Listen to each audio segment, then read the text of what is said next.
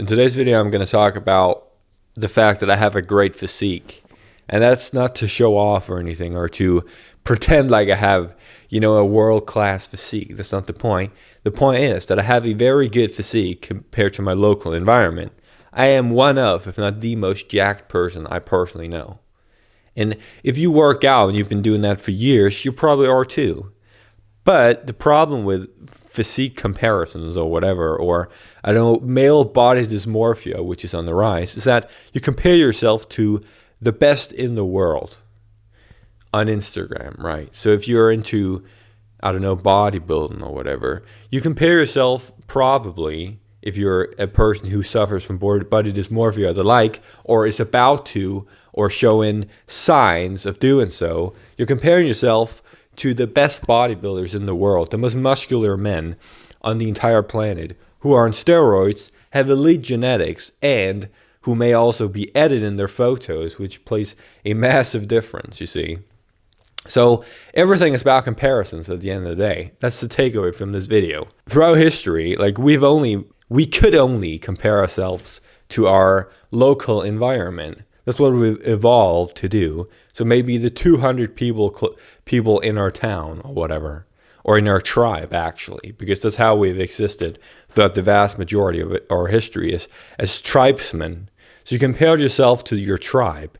And if you worked out and you were in okay shape, which you obviously didn't do back then, but the point remains, then you were the best built person in that tribe. And that was like what you were supposed to compare yourself to. And you should still do that today. Like if you want to, you can not compare yourself to these elites of the world, like the best in the world, and you can feel fine. I always find myself when I go on YouTube or whatever and look at some bodybuilder working out. And then I look in the mirror, like I am skinny as fuck, like I have no muscle, which is an absolute delusion because I am extremely muscular compared to almost everyone I fucking meet in real life, right? Even in the gym. And then I don't watch those videos for a couple days, a week, and then I look in the mirror and go, oh yeah, I am actually pretty muscular. Because my real life sensual experience, I am the most muscular person I meet, you see, and you probably are too.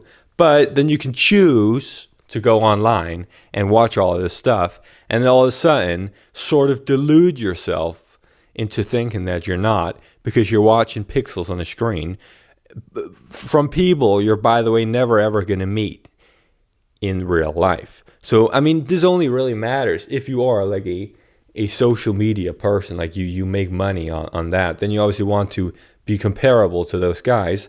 But if you're just an average person who wants to get in shape and stuff, and you do that for years, and you have built a good amount of muscle, but you still feel like you ain't got nothing, well, you're just deluding yourself because you're spending too much time online. So don't do that. If you want to feel good about your physique. If you want to feel terrible about yourself, go on social media and compare yourself to the absolute top of the world, the entire globe. What is the chances that you even have a chance of comparing yourself to those people? Basically zero. Or you can choose to compare yourself to your local environment, in which case you'll feel much better about yourself, and is probably also what you should do. And if you start doing it, it's probably what you're going to continue doing, because you're just gonna feel so much better doing it. So compare yourself to your local environment, not the entire world.